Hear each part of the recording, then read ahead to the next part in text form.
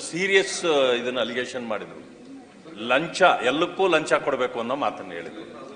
ಇದು ಯಾರು ಸರ್ಕಾರಕ್ಕೂ ಕೊಡಬೇಕಾ, ಅಧಿಕಾರಿಗೆ ಕೊಡಬೇಕಾ, ಮಂತ್ರಿಗಳಿಗೆ ಕೊಡಬೇಕಾ ಅನ್ನೋದನ್ನ ತಾವೇ ಹೇಳ್ಬೇಕು. ಅದಕ್ಕೆ ಮಾನ್ಯ ಸಚಿವರು ಉತ್ತರ ಕೊಡ್ಬೇಕು. ಯಾಕಂದ್ರೆ ಸರ್ಕಾರದ ಪರವಾಗಿ ಇರ್ತಕ್ಕಂಥವರು ಸರ್ಕಾರದಲ್ಲಿ ಲಂಚ ಅಂತಂದ್ರೆ ಯಾರು ಉತ್ತರ ಕೊಡ್ಬೇಕು ಇದಕ್ಕೆ? ಸಭಾಪತಿಗಳೇ, ಬಗರ್ ಹುಕುಂ ಕಮಿಟಿ ಅಧ್ಯಕ್ಷರು ಅಲ್ಲಿನ ಶಾಸಕರೇ ಆಗಿರ್ತಾರೆ.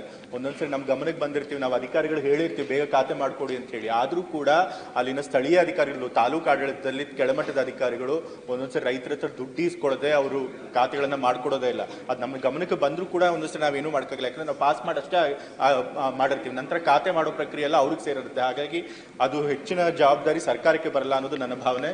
ಕೆಳಗಿನ ಅಧಿಕಾರಿಗಳು ಮಾಡಬೇಕು. ಆದರೆ ಸಚಿವರು ಹೇಳಿದ್ದಾರೆ ಕಾಲಮಿತಿ ತರ್ತೀವಿ ಅಂತ. ಈಗ ಆ್ಯಪ್ ಅಂದತ್ತು ತಂದ ಮೇಲೆ ಖಾತೆಗೆ 100% ಆಗೇ ಆಗುತ್ತೆ. ಆದರೆ ಹಿಂದೆ ಏನು ಮಂಜೂರು ಮಾಡಿಕೊಟ್ಟಿದ್ದಾರೆ ಅವ್ರದ್ದು ಇನ್ನೂ ಖಾತೆ ಆಗಿಲ್ಲ. ಅದಕ್ಕೊಂದು ಕಾಲಮಿತಿ ತರಬೇಕು, ಅದಕ್ಕೊಂದು ನಿಯಮ ತರಬೇಕು ಅಂತ ಸಚಿವರು ಕೇಳ್ತಾ ಇದ್ದೇನೆ. ಮತ್ತೆ ಸಚಿವರೇ ಹೇಳಿದ್ರು 20-25 ವರ್ಷದಿಂದ ಅಂತ. 30-35 ವರ್ಷದಿಂದನೂ ಬಾಕಿ ಇದೆ ಸಭಾಪತಿಗಳೇ. 8722 ಅರ್ಜಿಗಳು ನಮೂನೆ 50ರಲ್ಲಿ ಹಾಕಿದ್ದು 35 ವರ್ಷದಿಂದ ಬಾಕಿ ಇದೆ. ಮತ್ತೆ ನೀವು ಹೇಳಿದ್ರಿ ಒಂದು ನಗರಸಭೆ ಅಥವಾ ಪುರಸಭೆ ಇಷ್ಟು ವ್ಯಾಪ್ತಿ ಒಳಗೆ ಬಂದ್ರೆ ಅದನ್ನ ಮಾಡೋದಕ್ಕಾಗೋದಿಲ್ಲ ಅಂತ ಹೇಳಿ. ಆದ್ರೆ ಆ ಕಾನೂನು ಬಂದಿದ್ದು 2014ರಲ್ಲಿ. 2014 ಮುಂಚೆ ಎಷ್ಟೋ ಜನಕ್ಕೆ ಸಾಗುವಳಿ ಚೀಟಿ ಮಂಜೂರಾಗಿರುತ್ತೆ.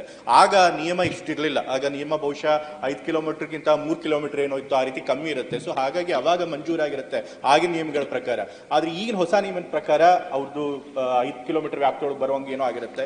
ಸೊ ಹಾಗಾಗಿ 2014ಕ್ಕಿಂತ ಮುಂಚೆ ಅವ್ರಿಗೆ ಏನಾದರೂ ಸಾಗುವಳಿ ಚೀಟಿ ಮಂಜೂರಾಗಿ ಆಗಿನ ನಿಯಮಗಳ ಪ್ರಕಾರ ಆಗಿದ್ರೆ ಅದೇ ನಿಯಮಗಳ ಪ್ರಕಾರ ಇಟ್ಕೊಂಡು ಅವ್ರಿಗೆ ಮಂಜೂರು ಮಾಡಿಕೊಡ್ಬೇಕು ಅಂತ ಹೇಳಿ ನಾನು ಸಚಿವರಲ್ಲಿ ವಿನಂತಿ ಮಾಡಿದೆ. ಮಾನ್ಯ ಸಭಾಪತಿಯವರೇ, ಇವತ್ತಿನ ಕಾನೂನು ಆವತ್ತಿನ ದಿನಕ್ಕೆ ನಾವು ಅನ್ವಯಿಸ್ಲಿಕ್ಕೆ ಆಗೋದಿಲ್ಲ. ಆವತ್ತಿನ ಪ್ರಚಲಿತ ಕಾನೂನಿನ ಅನ್ವಯಿಸ್ತೇವೆ ಬಿಟ್ರೆ ತದನಂತರ ಬಂದಂಥ ಕಾನೂನನ್ನ ಆವತ್ತಿನ ದಿನಕ್ಕೆ ಅನ್ವಯಿಸುವಂತ ಪ್ರಶ್ನೆ ಇಲ್ಲ.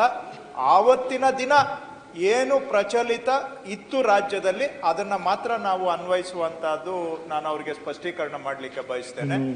ಈಗ ಮಾನ್ಯ ವಿರೋಧ ಪಕ್ಷದ ನಾಯಕರು ಹೇಳಿದ್ದಾರೆ, ಅದನ್ನ ನಾನಿಲ್ಲಿ ಬೆಳೆಸಕ್ ಹೋಗೋದಿಲ್ಲ. ಇಲ್ಲಿ ನಾವು ನಿಮ್ಗೆ ಒಂದು ಹೇಳೋದು, ನೀವು ನಮ್ಗೆ ಹೇಳೋದು, ಇಲ್ಲಿ ನಾವು ಸುಳ್ಳನ್ನ ಮಾತಾಡೋದಕ್ಕಿಂತ ಏನು ಅವರು ಇರೋದು ವಾಸ್ತವ ಸತಿ ಹೇಳಿದ್ದಾರೆ. ಈಗ ಅದನ್ನ ಎಲ್ಲಾರ್ದು ಜವಾಬ್ದಾರಿ ಇದೆ. ನೀವು ನಾವೆಲ್ಲ ಸೇರಿ ಅದನ್ನ ಏನಾದ್ರೂ ಮಾಡ್ಬೇಕಾದ್ರೆ ಈಗ ಅದ್ರ ಬಗ್ಗೆ ನಾನು ಹೆಚ್ಚಿಗೆ, ಅವರು ಸತ್ಯ ಹೇಳಿದ್ದಾರೆ. ಸತ್ಯ ಹೇಳಿದಾಗ ನಾವು ಪಕ್ಷಾತೀತವಾಗಿ ಎಲ್ಲರೂ ಕೂಡ ಒಪ್ಕೊಂಡು ಅದನ್ನ ಸರಿ ಮಾಡೋದಕ್ಕೆ ಏನಾದ್ರೂ ಕೈ ಜೋಡಿಸೋಣ. ಇದು ಅವರು ಅದನ್ನ ಹೇಳಿದ್ದಕ್ಕೆ ಅದನ್ನ ನಾವು ಎಲ್ಲದರಲ್ಲೂ ಪಾರ್ಟಿ ರಾಜಕೀಯ ತರಕ್ ಹೋದ್ರೆ ಅದು ಒಳ್ಳೇದಲ್ಲ. ಬಟ್ ಕೆಲವು ದೋಷ ಕೊಡ್ತಾ ಇಲ್ಲ. ಇಲ್ಲ ನೀವು ನನ್ನೇನು ದೋಷ ಮಾಡಿಲ್ಲ. ಮುಖ್ಯಮಂತ್ರಿಗಳ ಪುತ್ರರೇ ಹೇಳಿದ ಮೇಲೆ ಸೊ ನಾವು ಕೂಡ ಅಕ್ಸೆಪ್ಟ್ ಮಾಡ್ಕೊಂಡ್ವಿ, ಸಂತೋಷ ಆಯ್ತು. ಅಟ್ಲೀಸ್ಟ್ ಸರ್ಕಾರದ ಸ್ಥಿತಿ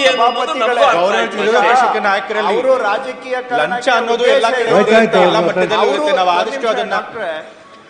ಹಿಂದೆ ಸರ್ಕಾರ 4 ವರ್ಷ ಮಾಡಿದ್ರು, ಬಾಕಿ ಖಾತೆ ಎಲ್ಲ ಮಾಡಾಕಿದ್ದಿದ್ರೆ ಯಾಕೆ ಅವರು ಹೋಗಿ ಲಂಚ ಕೊಡ್ಬೇಕಾಗಿತ್ತು?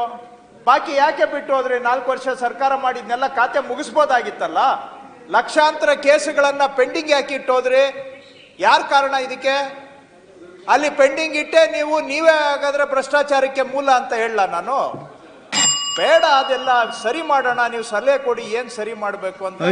ಈ ಪಬ್ಲಿಕ್ ಇಂಟ್ರೆಸ್ಟ್ ಬಂದಾಗ ಲೆಟ್ಸ್ ವರ್ಕ್ ಟುಗೆದರ್.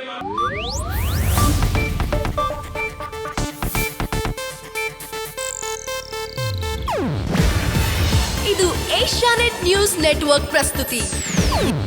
ನೀವು ನೋಡ್ತಿದ್ದೀರಾ ಏಷ್ಯಾನೆಟ್ ಸುವರ್ಣ ನ್ಯೂಸ್.